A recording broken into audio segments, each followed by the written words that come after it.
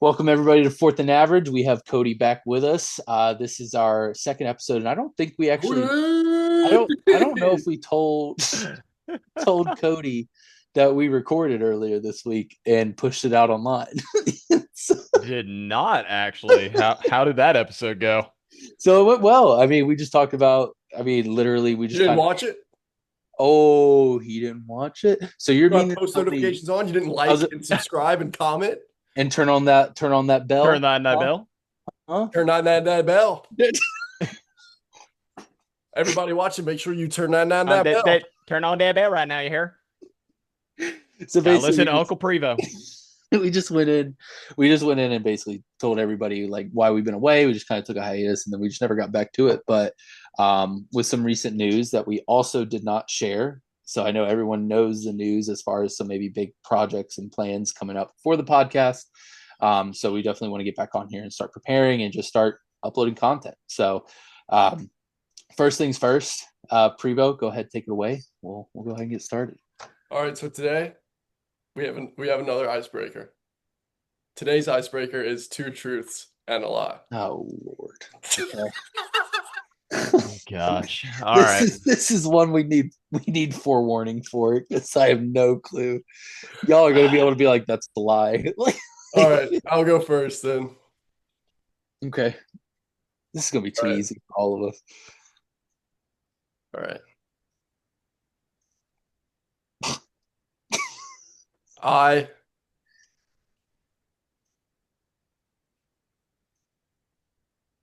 It's true. Sorry, I froze.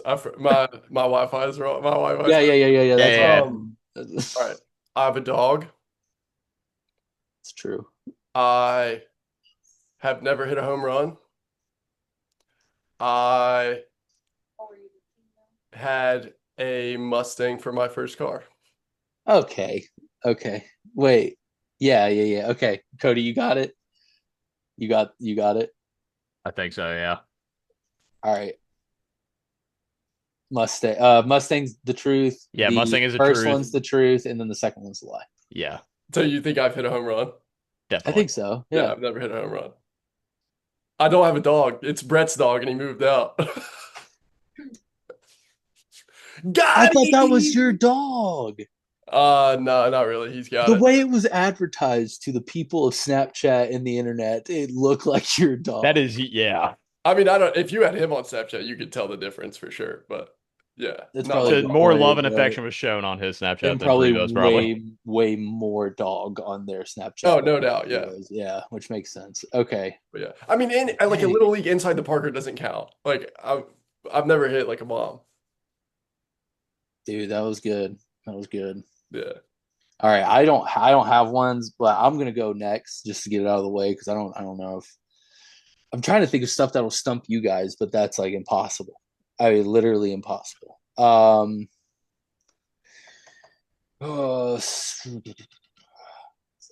Oh. um,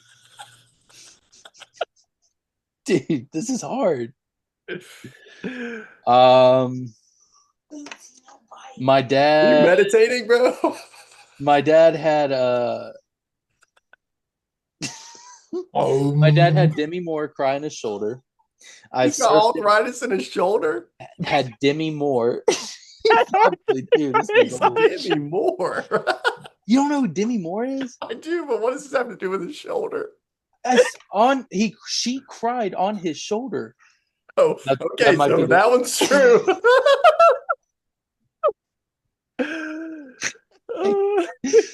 I've surfed in Maui and I've surfed during a hurricane.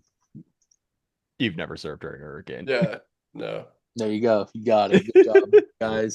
Y'all are great. Uh, all right. I'll probably try and I'll piggyback a little bit off of Prevo's. Hold on. Mentally prepare for it. All right. So I've never hit a home run. We already did Prevos, Cody. You don't have to do this again. I've never stolen home in an actual baseball game before. Okay. And but it's got to go far enough for us big boys to get to the backstop or to the backstop versus And home. I have been in 3 car accidents. I hope you've hit a home run. I actually never hit a home run, Prevo. Yeah, I think that would be it. Yeah, that Yeah. has to be. Yep. Because I've been on Cody's team whenever the ball went way far away from the catcher and the catcher just couldn't see it. And me and Cody were in the same No, situation, so just I actually lugging us did it home. whenever we were playing middle school ball one time. Our Oh, coach, you for told me. some Yep. reason, Yep. had me lead halfway down the third baseline because we were beating the team. I think it was 15-0. So he basically wanted to give them a sympathy out, and the pitcher threw it to third base instead of home. So I was like, thank you.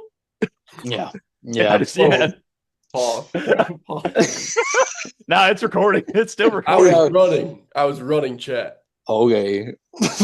Chat as if we're live. I was not skiing. Live Yeah. audience. Yeah, the 2 commenters that keep up with us, like, yeah, let us know. Yeah.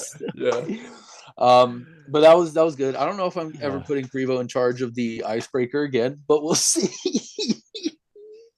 No, that was good. I like the 2 truths. That was funny. But That was funny. just let you know, Cody, you are up next for the next episode because I did the All right. first Mine one. was like a traditional like icebreaker. I know that was like when you get into your work meeting on like a Tuesday morning and you're like, Yeah. guys, how was the weekend? How Sure, about we Nick. Like, play? so how'd y'all do? Like how about we play 2 truths and a lie? It's like, okay, Sharon, no, we're not doing Next this I'm gonna today. make you do It's like, the no, send me your report now, please. Thanks. Yeah, literally. next I'm gonna make you do your like high-low buffalo of the day.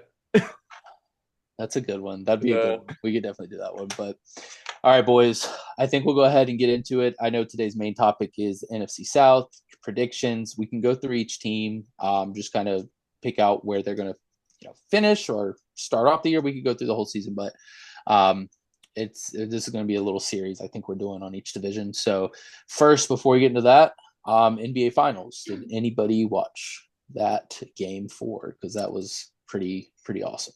It was on the TV. It was on the TV. It was on the TV here as well. Well, I should Same here as well.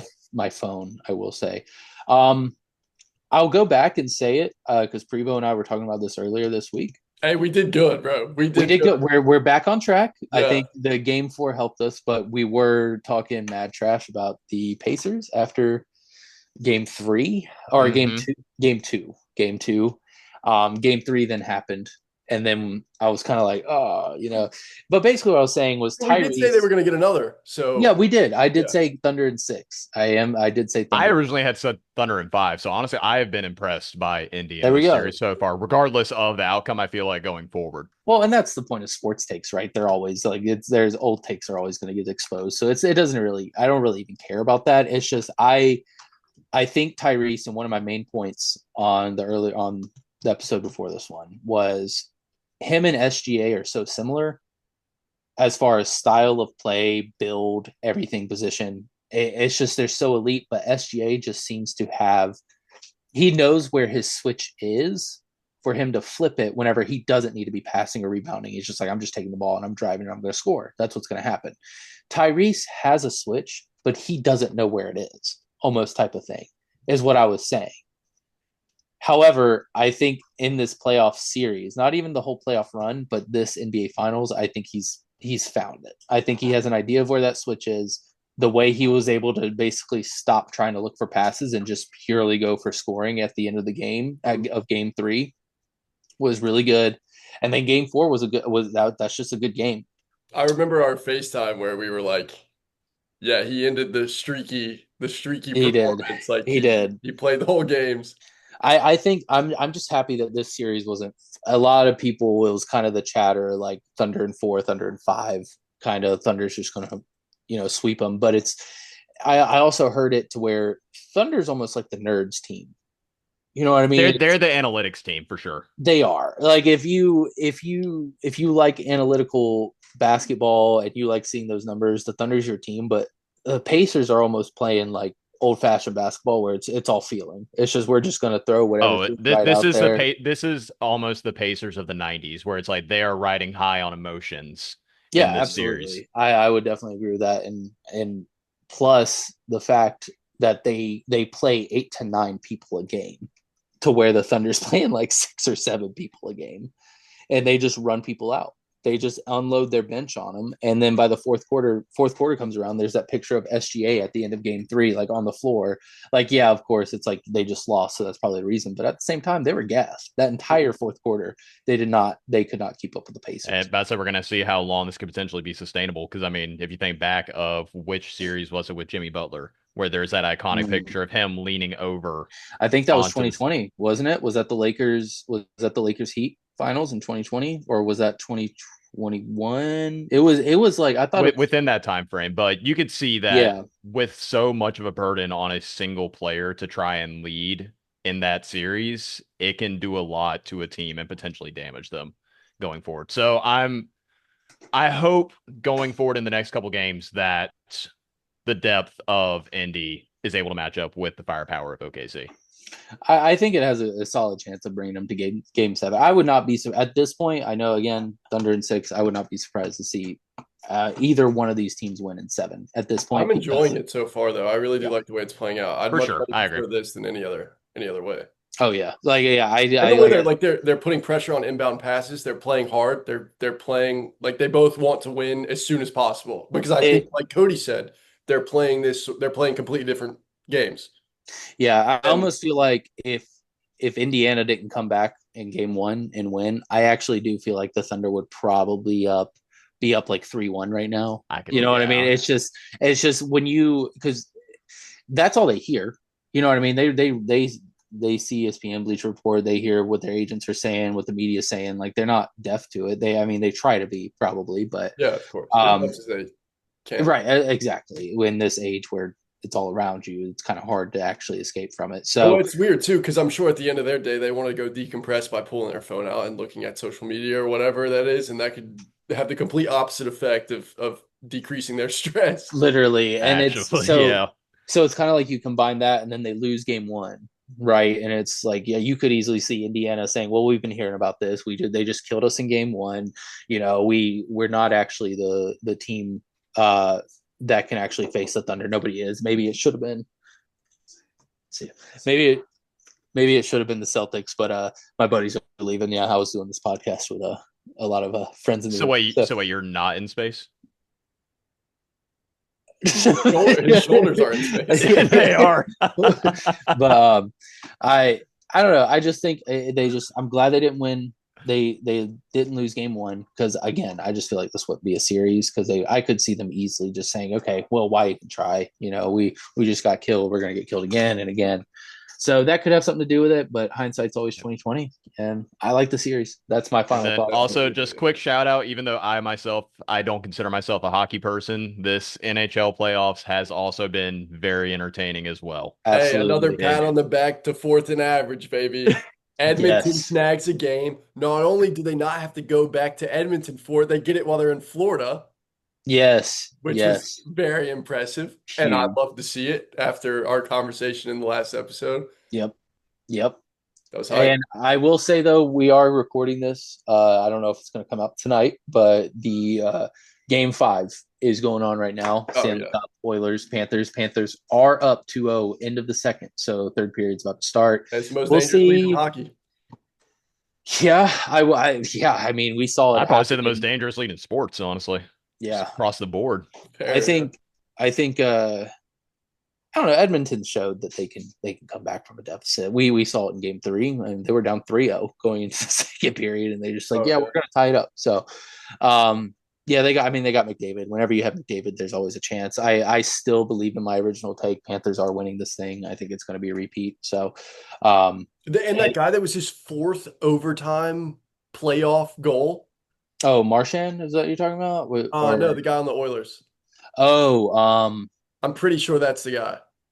Ooh, Cody, do you know the name? I don't know the name. Blanking on it. You'll lose me on that one. Yeah, I don't know who actually shot it, but I remember hearing on the broadcast it was like his 4th overtime playoff. That's insane. Goal. Maybe it's McDavid, because McDavid is just that dude on the ice. Which, if he has it at that age, that's insane. Yeah.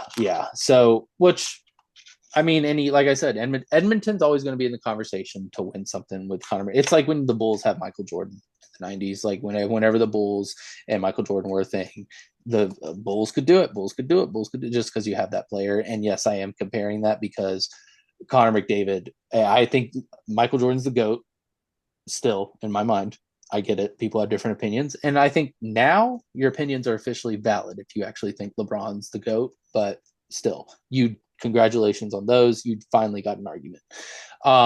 But you finally have an argument. Yeah, but congrats. But that's why I'm comparing him to Michael Jordan, because he is. I know Wayne Gretzky's a thing. I know he exists. Oh, we just beat his goal records, but I am not I'm not even that big of a follower of hockey. I am a Carolina Hurricanes fan, and I will watch all of the playoff games, and I will try to watch Carolina whenever I can actually pick them up on some type of stream because they're blacked out in our area. But you can watch that man skate, and you can tell, you don't even have to be a hockey fan, that he is different on skates than anybody else on the ice. And that's including guys like Ovechkin, Crosby, Draisaitl, Marchand, all these guys, like all these Aho, Svechnikov, like he's different. He just skates well. No doubt. So I did hear a word there though that's gonna bring us to our next segment, and that was Carolina. So I know you guys like that word. I do. Not recent years, but I don't know. Actually, that's a good point. Do I like that word? Does that word bring me stress? I say, what does that word mean to you in the current state of sports? Me? What is the word? I would say, let's start with Chris. Okay. What is, whenever you hear the word Carolina in reference to sports, what is your first thought? Ty Lawson, Tar Heels. Not even joking. I don't know why that was immediately. I don't know what cortex of your brain that was lodged in, but I respect that. Yeah, I think it's that OG championship team from the 2000s, like the Roy Williams guys. Yeah, like 2005 yep. against Illinois. Yep. Which is that, but going into the football, it's kind of like that kind of explains where we are in Panthers, fandom, I guess you could say. Cody is it fandom? Okay. Yeah, you know what I'm saying? Like the fact that we should be getting hyped for the upcoming football season. It's June, mandatory minicamp. But with the current state of the team and recent history, my mind does not go to Panther football, which is sad. So I'm more optimistic. I think I'm more optimistic about the NFC South as a whole. I think the NFC South won't be as much of a laughing stock, besides the Saints. And we'll get there when we get there. We'll get there when we get there. I don't know. You're before we get into any teams, what are your thoughts on like the NFC South? I think they're going to be stronger. I think the Bucks are obviously still a strong team. They're actually, I just think they always have a chance to at least get to the NFC Championship, barring any injuries and anything like that. And if Baker's given us the Baker that we've come to love and hate because he's in our division, but I'm just such a big Baker fan that it sucks that he's the Bucks quarterback. Falcons have gotten better. I feel like Panthers have objectively gotten better, but what do y'all think? Start with Prevo.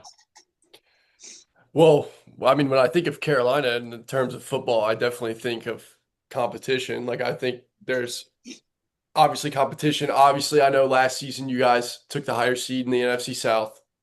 Whatever. I mean, that was like literally that was a Continental toilet bowl. We get it. Yeah. But I mean, this year I think Carolina has addressed major concerns on their offense, and New Orleans has addressed super behemoth, massive, major concerns on their defense. So I feel like we not like, I don't know. I don't think we had a bad draft, dude. And I'm not gonna lie, I'm just gonna cut straight to the hot take. I don't like T-Mac, and I'm glad you guys have him because I think he's gonna be Mark Andrews, bro. He's not even a tight end yet, but I think he's gonna be Mark Andrews. Wow. Hey. I think right. I took a second to respond just because I wanted to soak in that knowledge that Prevo was dropping on us. You feel a little pent up. I don't know. I just feel I feel like you've been holding on to that for a little bit. Like you actually speak up. Say it with the chest. Are seeing him and they're like, wow, this guy is like, yeah, sure. Let me play Stephen A. Smith for a second. But like they're seeing him and they're like, oh my God, Panthers got a Mike Evans. No, no. I hate whenever They comparing got I like a don't. six like Yeah. that. five dude with a 5'7" wingspan. He's like a T-Rex.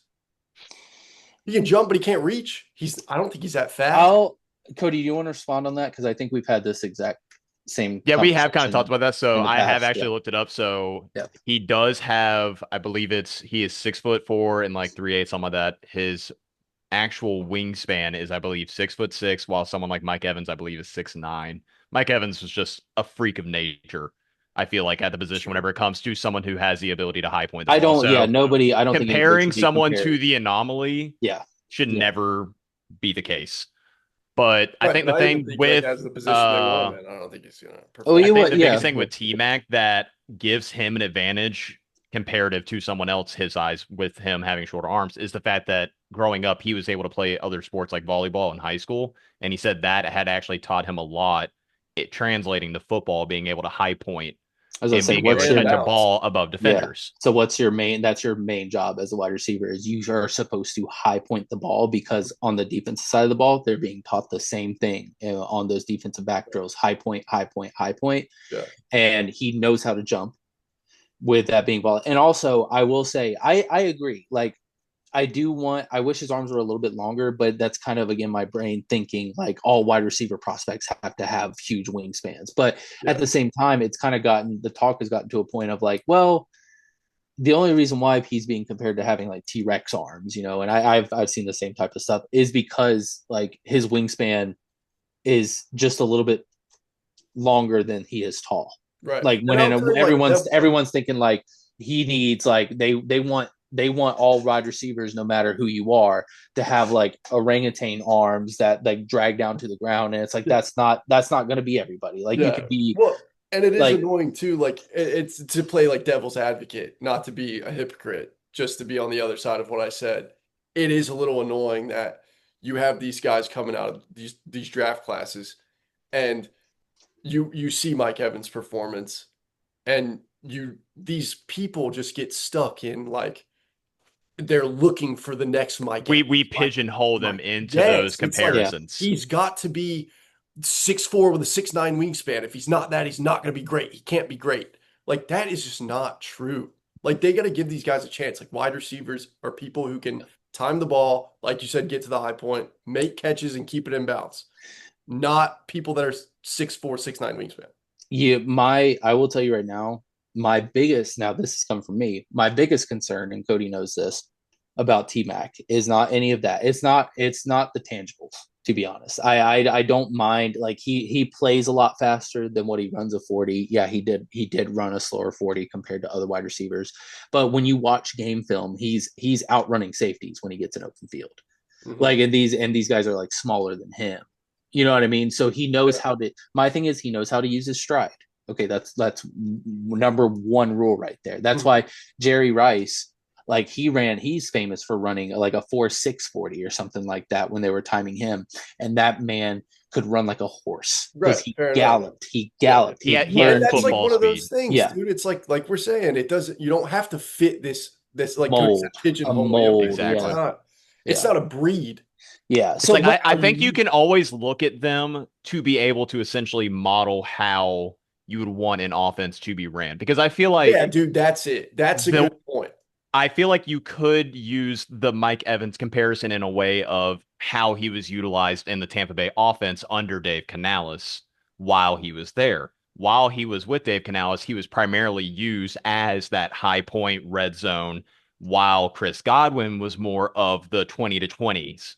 He was more of the middle of the field guy I that could actually really like that point. Like, I really, really like that you said that. So that's sort of like, so you guys are confident that that T-Mac is addressing a real concern that you guys have on the offensive he's side of the ball. for sure. addressing a position, not addressing a talent. Does that make Okay. sense? Yeah, Like, yeah, yeah. yeah, Sure. we got him because he put up insane numbers at Arizona. Oh Like yeah. he is that dude. He can high point a ball. He has great tape. His route running is what scares me. His route running, as far as if he actually wants to be the X receiver, you know, and be that number He one needs to have a guy. more of a route tree, which, He, granted, to be fair, we yeah. don't know what offenses are ran in college. I don't know what they ran correct. at Arizona. Yes. That's yes. what sort So of throws tough. me into this tight end conversation thing is what I've seen him excel at route wise. Yeah. But the thing is, like Cody was saying, and I completely agree with you, Prevo, what you're about to say. It's like it's just Arizona could have had that offense to where it's like, of course, we have Arizona is a very much spread and attack deep. Mm-hmm. So his route tree was probably limited to like 5 routes, right. I would say. I mean, you got a deep post, a deep out, a deep in, a vert, and then a deep comeback, probably. Yeah, and it's not the routes themselves that make me think tight end. It's just the way that I've seen him maneuver. Run them, because they're not pretty routes. Like you're not running like a 40-yard go on the sideline as right, and then catching it. yeah, and you're not having to move a lot. You're really not even trying to run a pretty route on any deep routes, because a lot of the time, if the quarterback's throwing it to you, that means he's had a lot of time in the pocket and he actually thinks you're going to beat the guy. But usually they don't have time like that for you to complete that route tree. So you're just trying to bring the safeties in with you and everything. If you're running a vert this way or a deep post and everyone's going this way with you, and you probably have a slant or an out route coming out underneath on that side, or a 5-yard in to the other sideline because everyone's going this way now, and you got a slant coming underneath the linebackers that have already dropped back. Yeah. So he ran a lot of those routes, but because Arizona was facing, not good competition because the Big 12 and I would say potentially below average quarterback play, but I don't want to diss T-Mac's best friend. Let's be honest here. Also true. With him just coming to Carolina. Yeah, but that's the thing is like, is he going to be able to fulfill that position? Because Bryce Young, love the guy. He can read a defense with the best of them, and I mean the best of them. Mm-hmm. And he has pre-snap recognition. He has patience now, and he has confidence. The thing and I think with that confidence comes adaptability. Well, what he can't do, he's not going to grow bigger muscle in his arm. Oh no, I think you're just going to say grow. No, well, he's not good. He's he's our age, or a little bit. We're going to see some jump passes to T-Mac this year. Yeah. But my thing is, our offense is designed to get the ball out quickly and run the ball. We're going to run the ball and get the ball out quickly. And is T-Mac going to get frustrated with that and just either shut down, or he's going to block because he's going to be a tight end?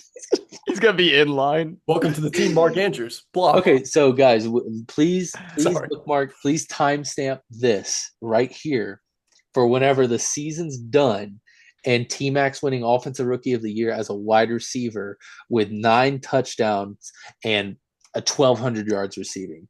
Okay, and mark my the word. Saints are using their third string again in the last. Yeah, and for some reason, Jake Hayner's photos from last year pop up again in Week 14. Dude, let's go to the Saints. So yeah, let's hear about. Actually, wait.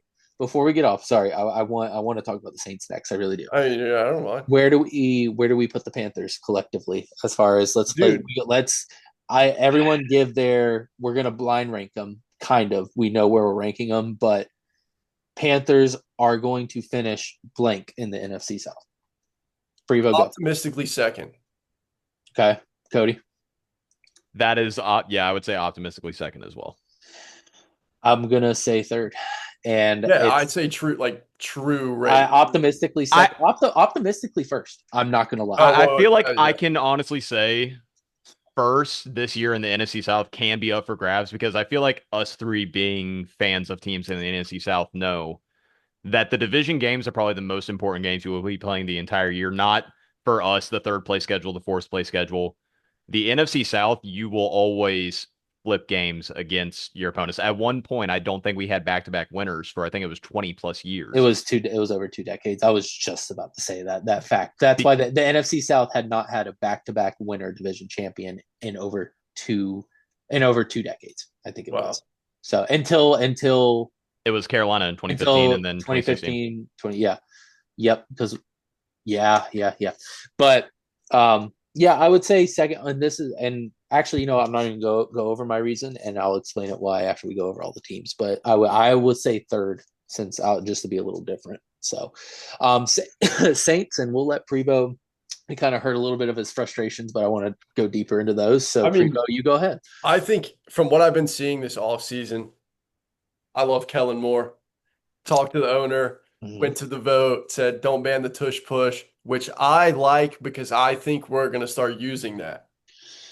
I do think we will, because why not? Like, he's coming over here, and we've got Big Hoss Kamara, you know what I mean? And we have Jake Haener throw him behind Kamara, or throw him in front of Kamara, shove him in the goal line. Oh no, Jake Haener's hurt. Sorry, but Well, like, nobody's been. No, hey, nobody's been no, hurt from the tush push. right? Nobody's been. That's Exactly. true. No, but seriously, I think I love our wide receiver room as much as they're a bunch of nobodies. Like, I seriously do. They're your Sometimes, man. nobodies. I was gonna Right. say, I like that. That Those are 2015 Carolina, Jericho Cotchery was the number one receiver. Yep. Fair enough. Yeah. Yeah, So that's like, why that you can rally around that. That's a good point. yeah, I actually like I that. love the wide receiver room. I think they all do basically the same thing, which I'm not a big fan of. We're like Yeah. lighter, skinny, Kind of what we had last year, Coach. fast and With the Yeah. Panthers. yeah, which is nice for the chunk plays, but I don't know. I think it'll hurt us with inexperienced quarterbacks and inexperienced wide receivers trying to make a 20-yard gain each passing play. I'll ask you this: are you expecting a good season? Like, No, are you? What are you? Okay. I think this is like, What can you see that you would What's deem success? Yes. Yeah. What's success? to Good point, Cody. success for me is probably like 6 wins. Wow, that's a And lot of. like, I'm not gonna lie, that's a lot of wins. I That's a know, lot of wins. I for know, the- but the that's Saints. what I'm saying, like success. Like, Yeah. Okay. me being Okay. like, That's we like being did it. optimistic going into the following season. Right. I mean, Yeah. that's like I just said, that's me going, oh, we did it. Like, we got 6 wins. But I don't know. I just think it's going to take a lot of. I don't think Kellen Moore's first idea is going to work on the field. And I just Like his iteration of the Yeah, players. and I just think okay. that's because he's coming from such established talent, especially like on the staff side of And things. the best GM in the NFL. Right, and he's coming to the worst GM in my Mickey opinion Loomis, baby. in the NFL. He's so bad. The Well, man. I'll say you say that. How long has he been in charge for, Prevo? Dude, too long, bro. Like, seriously. I But mean, yeah, I mean he's getting to that. He wasn't, and now I would say he's getting into no, top I mean, five all of the territory. noise was just noise up until Yeah. last season. I think Yeah. when Dennis Allen made his way out, it became real. Yeah, I agree. Mickey Loomis has been the GM of the Saints since 2002. Exactly. Prevo, what year were you born? Yeah. Yeah. So it's time for a change. Yeah. Or is it? Are you giving him? Did you want him gone? Yes, no doubt. I Okay. thought it was going to be Dennis Allen on Wednesday, and then 7 days later, the next Wednesday, Mickey Loomis is gonna They be on. usually do that. That would have made sense. And that's what I thought. But yeah. and I will say, and this is niche, like nitty gritty stuff. So I'll say it fast. But I think our owner needs to care more about football than humanitarian needs in Louisiana. Wonderful Right. that she does that, but go be the mayor. Thanks. Like, we're trying to. I like this. We're trying to. As he get- said, as a man from North Carolina who cheers for a team in New Orleans, stop caring about the people in New Orleans. But like, if you follow what they do, it's like she lets Mickey do this Mickey Mouse Clubhouse stuff, dude. And then she's like handing out kettle corn, dude. It's She's like Trump with the paper towels. if you want to save the city, make Caesar's Dome jump. Like, get us some wins. That will save. Y'all have it. Y'all have the fan base. Y'all can get that stadium packed. It's. I remember my favorite years was when the Panthers and Saints were good. I can't stand the 100%. Falcons. I can't stand the Falcons today. Yeah. I just when Prime Cam and Drew Brees, even in the twilight of his career, still a top 5 quarterback in the NFL. Like them going at it those years. Oh, those were the best games on Sunday. Yeah. Those were always as bad as Bountygate was, it made the rivalry that much greater between our teams. And I can't now. I will say I think the Falcons are kind of a little bit of a bigger rival for the Panthers, but I can't stand them so much that I never want them to be good. But when the Saints are good and the Panthers are good, that is some good NFC South. I would almost say the Falcons are a bigger Saints rival as well. No, they are. Everyone in the NFC South hates the Falcons. But like everyone, like. It is like You remember the game on like the PS2, like NFL Street? Yes, It is like absolutely. that Yes. every single time the Falcons Yes. and the Saints play. And that's Every how it single is when time. the Panthers and the Falcons play. That's how it is when the Falcons and the Bucks play. Everyone wants to kill the Falcons for some reason, and I think it's the funniest Yeah. thing that we all just gang up on the Falcons together Dude, I collectively. will say that they put together a fairly magnificent defense in the stretch. Is that our transition? They, Because I'm ready to take our yeah. transition on. Yeah, Wait, okay, before transition. I already know what The you're about to Saints. say. This, yep. Fourth. yeah, okay. Okay, Yeah. okay, good. No, I'm with you. I'm with you for Yeah, it. Yeah. yeah. If I would love to see third, but I literally if put it Also, like I said earlier, if Kellen Moore walks out and then in the first game everything he did clicks, we have a chance at third. I'll agree with that. Kellen Moore yeah. is that type of guy that If can. Yeah, we play as I imagine and the rest of the world imagines on game one, we will but be. that means that's me saying though that like unfortunately I'm gonna have to say this, but I hate it. But that would be you saying though if they finish third, that means they probably got 5 wins and the Panthers probably got 4. That's the type of season I'm still thinking the Saints have. Like, Yeah, and that's unfortunate for me to say because if y'all do finish third, that means holy crap, we really screwed up. Because I'd right. imagine, even though I am optimistic with I put them at 3, I'm optimistic with a 2, but I could also see everything just holy crap, everything just caught on fire, and we're automatically 4 again. So that's where I Yeah. am with the Panthers. Going back to that, So but with the Falcons coming up because we all like beating up on them. How do we feel? How do we feel draft wise? We can talk about that real quick. I love the players that they had brought in with Jalen Walker and James Pierce Jr. I just don't know if I necessarily agree with how much they gave up to move back up into the first round. Here's my question: how were they on run stopping last year? Run Like, stopping, they were fine, but they let go of their defensive captain on the line and Grady Jarrett. uh, So I expect the actual run defense for the Falcons probably to take a step back, while their which pass was rush will probably take a step forward with those two rookies coming in. their pass rush was abysmal up there with It was with the worse. Panthers. It was worse than ours actually It in was terms of And actually, yeah. success rate. JPJ is that dude. Which is why that makes a little bit more sense for me why they traded back into the first to get James Pierce. It's essentially them taking next year's first round pick this year. Yeah, well, I think he could have, if he would have stayed, I think he could have developed more of a run defense, but his run defense is almost non-existent. But he's put everything into his pass defense, like rushing the quarterback, and that's he's what like he unstoppable. did. Yeah, he's like almost unstoppable. Jalen Walker's a little bit more balanced. I would say he's still also pass rush heavy.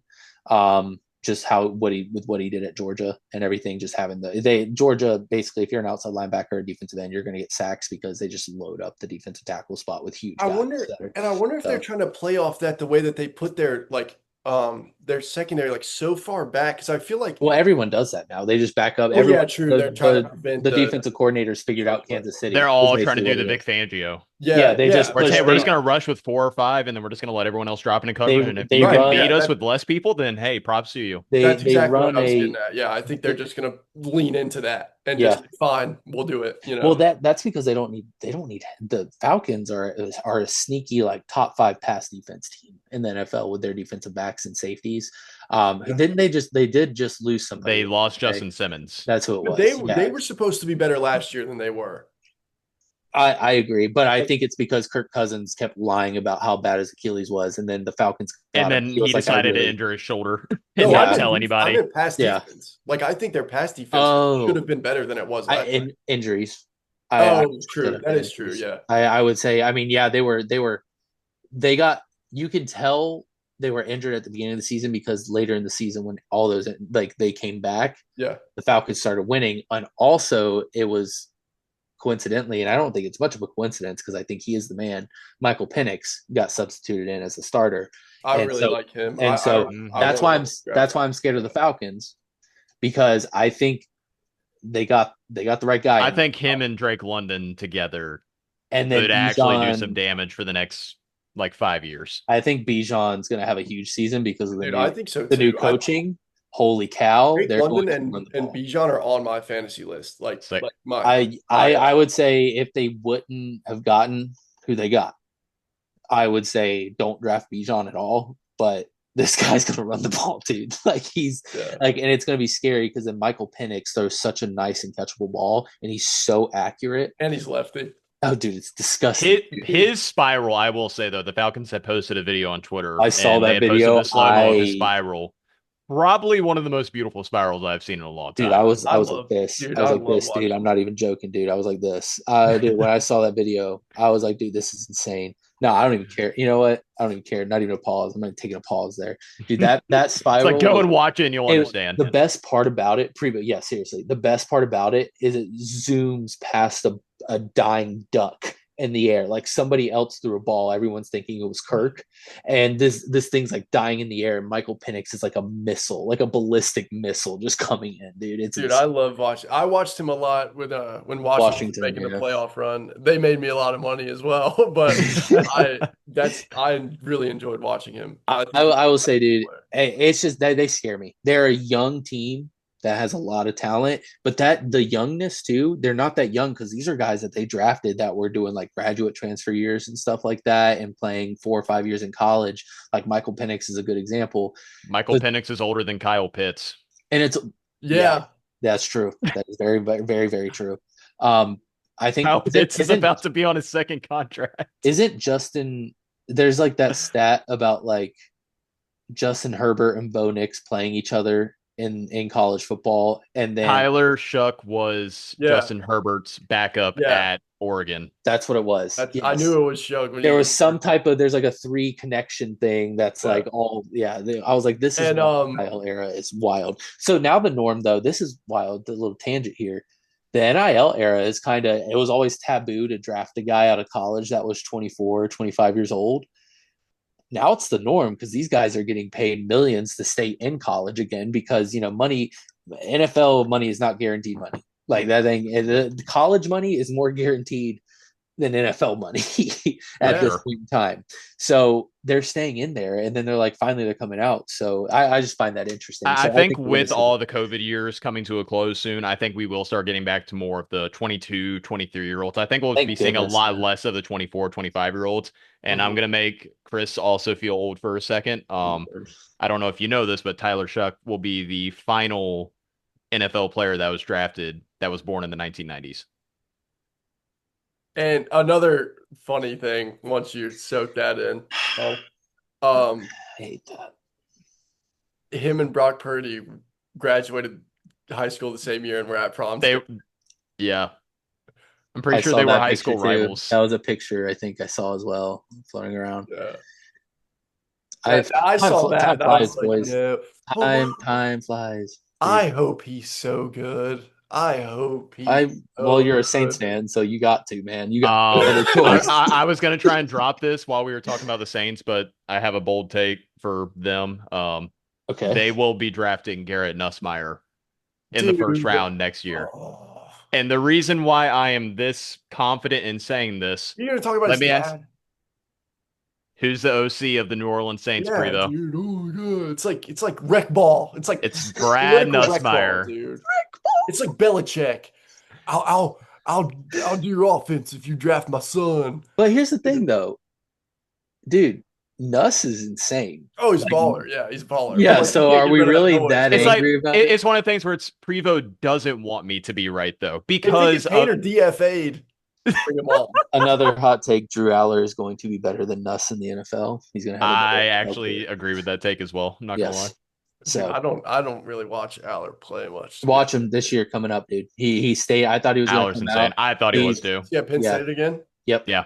He stayed. Penn State's going to be disgusting. They got wide receivers out of the transfer portal now, and Drew Aller actually has people to throw to, and they still kept their running backs. Well, they kept one of them, one of the main guys, right?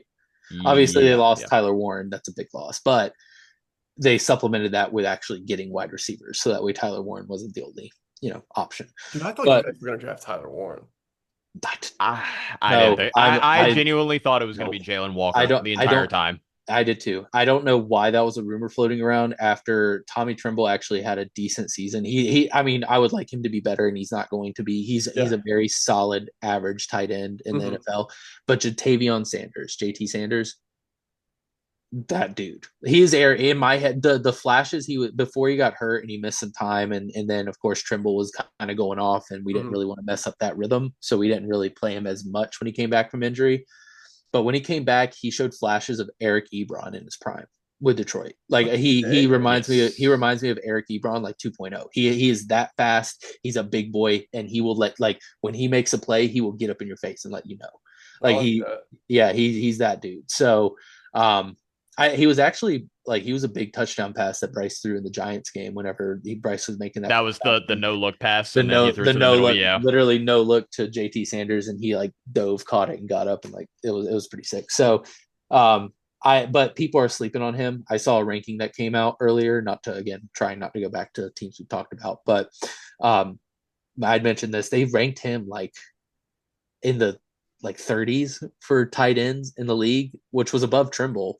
Trimble was like in the 50s or something like that. But Oh, they ranked Sanders so low. And I was like, y'all about to see. Like I literally went through that list and I was like, he's better than him, he's better than him, he's better than him. That man's a rookie. Like literally, like I just was like going through and this is an insane list. And plus we got Quincy Mitchell as well. So or what's his first name? Was that right? I think Mitchell Evans. Mitchell. Oh, so okay, I got Mitchell right. Mitchell Levens. Sorry, my bad. I thought you were talking about Quinion. I was like, wait, that's a No, DB. no. That's a really good DB that I wish we had to pair along. Yeah, Seahorn, but he's next Revis Island in my opinion. Guantanamo Bay. So anyway, Falcons finishing second. yeah, sure. Do you have any bold predictions for the Falcons? I think Bijan ends as the number 2 fantasy running back in the NFL. Dude, I I think that's a think bold Penix prediction. lights it up, bro. I I think think Penix gives us like, and I know this is gonna be like, I know this is gonna get a reaction, unless you truly feel what I'm saying. But I think Michael Penix will give us a Bo Nix performance this year. I'll give you, you know what, actually, I'll do you one better because I can take Prevost a step further, and I think this could happen. I think Penix could win and could seriously be a contender for Offensive Player of the Year this year with the weapons I he mean, has. if you want to go there, like, With the weapons he It's. has. I think the talent is definitely there. I think it's just so much tougher for a quarterback to win it now because they've essentially turned it into a skill position, I know. MVP, if you will. I know. I think who was the last quarterback? Cam? Was Cam or was it Matt Ryan? Did Matt No, Ryan win the double award? I think it might have actually been Lamar on. Oh boy. I could see Lamar. I could definitely see Lamar winning the MVP and Offensive Player of the I Year. know I don't really have much to say about the Bucks, to be honest, but I will say I think their run game gains strength. No, the last was Patrick Mahomes in 2018. Wow, so it has been a while still. But yeah, I mean Falcons, I think that's a bold prediction, but I think I again I didn't say win it. I could say, but I would be surprised, but I could see like some like halfway point because Penix has already played half a season. There's no pressure on him. Everyone's talking about the Bucks. Like there are some higher expectations for the Falcons, but it's like, okay, he has a whole season going in knowing he's the number one, a whole off season knowing he's the number one. They address some things on the coaching side of the ball and the front office side of the ball, like side of the ball, but technically. And it's just I feel like it's going to work out for him, and that's why I think that's the only thing that's holding the Panthers back from being the 2 is that the Falcons are progressing just as well as the Panthers, but faster, which sucks. Well, they had a little bit of a head start, to be honest. They did. I mean, if we're talking, and then they also decided to accelerate it with that's the also draft this year. Yeah, that's also Bryce's fault because Bryce just couldn't get it together. Dude, I think the Falcons' mindset was we're going to sell out for a division win. Like I think. I could see it. Yeah. They literally sold out. Like they were like, what is the one thing that bit us in the butt last year? And what's the easiest way to patch it to have a chance at winning the division? And that's exactly what they did. Yeah. Yeah. But yeah, number 2. I think that's I'll just do a quick one. I think there's a very good chance Drake London makes an all-pro team this season, based off of all of us thinking I really is going to take that next step forward. Have an amazing year. I think Drake London can be that guy. Yeah. I think he's been waiting for this for what 3 years now. 3 years and building that trust in Penix as well. Like you saw him get that trust with Mooney really fast, just off of that first play and that where they connected. But then towards the end, Drake London started. It's almost like he found out you can throw him the ball even when he's got somebody right there with him. Yeah. You know what I'm saying? Like he's afraid to do that. I like seeing Drake London's demeanor change too.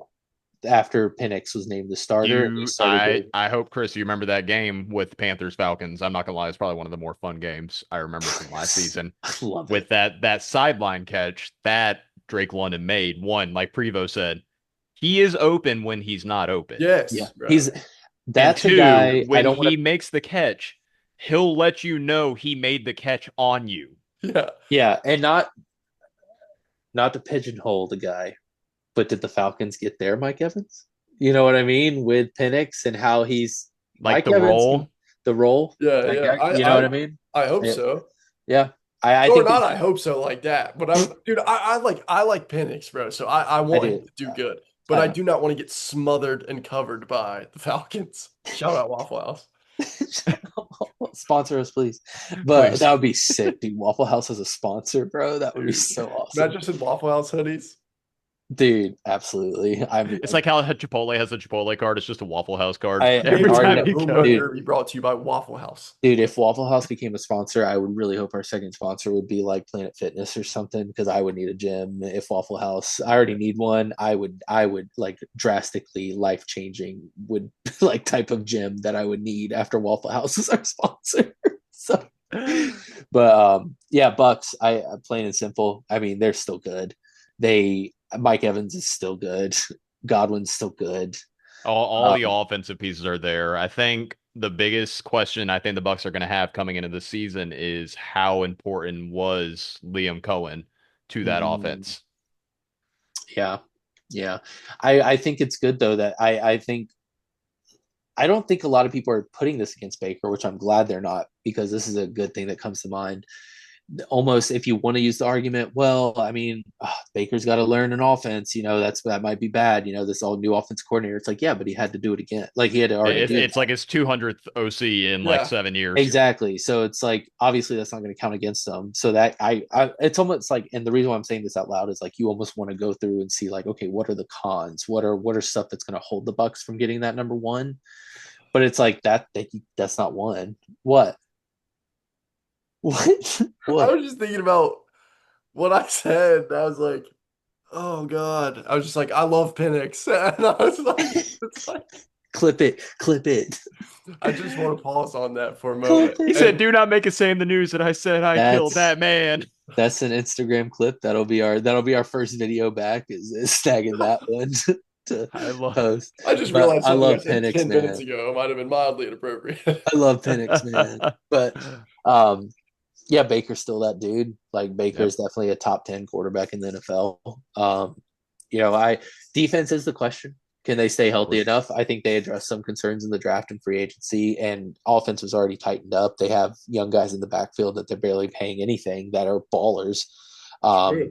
I think Bucky so Irvin could be a top five running back I that potentially coming that's into the season. that's what I'm saying. Like these guys are getting paid nothing, and because they were either free agent pickups or like as far as like undrafted free agents, or they just draft them day threes. So and some day twos mixed in. But I'm saying like these guys they have found a way to sustain when everyone thought the Bucks, oh, they're getting old, they're getting old. They're not the same.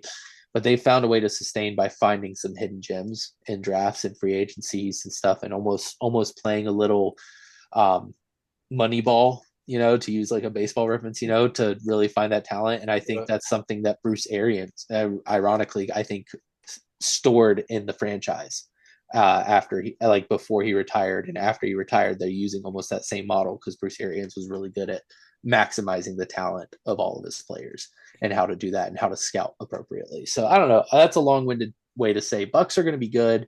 Are they winning it all? No. Or do they have a chance to get to the NFC Championship? No, because they got to play Washington and the Eagles, and all the Rams are going to be really good. Again, nobody's talking about the Rams, and we'll get to that in a later episode. But I think out of the NFC South, I think if the Bucks make the right moves during the season, they have the highest chance to potentially reach that type of competition where they could yeah, potentially make a championship game. I don't see the Falcons.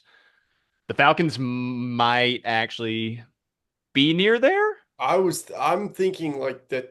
It Yeah, definitely Saints and Panthers. I will say no. But this year, it's one of those no. things like you're saying if the Bucks catch that wind, they can put up a fight. But I'm eager to say the Falcons could also catch that same wind in terms of like I don't know, like getting a boost, like having that light turn on in the middle of the season. I think either team could take that. Kyle Pitts learns how to catch the football.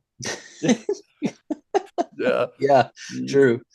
Yeah, I mean, He's the meme of the guy with his hands just just shred that card, dude. It's not even mine. I'm in Mason's room. Yeah, tell Mason to get a better card. He's a Cowboys fan.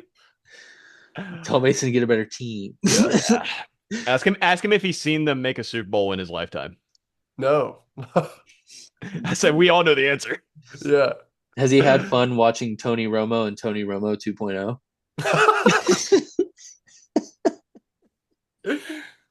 Dude, I can't remember what game we were watching during the season, but he's like, I'm not even gonna lie, I like this team a lot. And I was like, the Commanders, I'm not gonna lie to you. He's like, if I wasn't a Cowboys fan for this long, I'd definitely be a Commanders fan. It's like, dude, this is why I hate Cowboys fans. Your God. brother is the most stereotypical Cowboys fan of all time, and I hate that.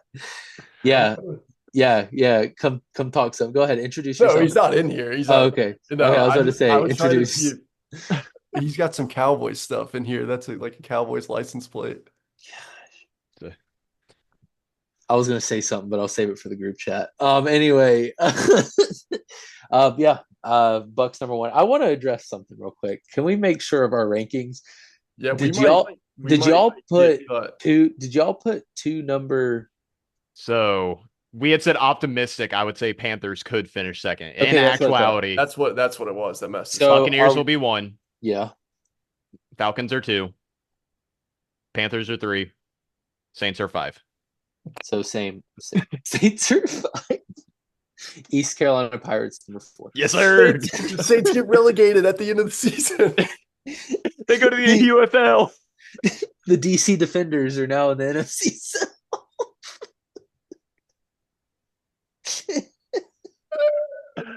Oh my god. Oh man. Yeah, what an episode. But Cody, we did not say your catchphrase at the end out of respect for you not being there. We knew you were working, but we wanted to start getting content out and we forgot to tell you, but we wanted to make it up to you and we didn't say it last time. But boys, I had fun on this one. We'll post it. It'll be out. Like, subscribe, comment, do whatever you need to do. Or that bell. Ring that bell. that bell. Don't touch that dial. Yeah, and other than that, Cody, go ahead. So long. Stay average. Let's go.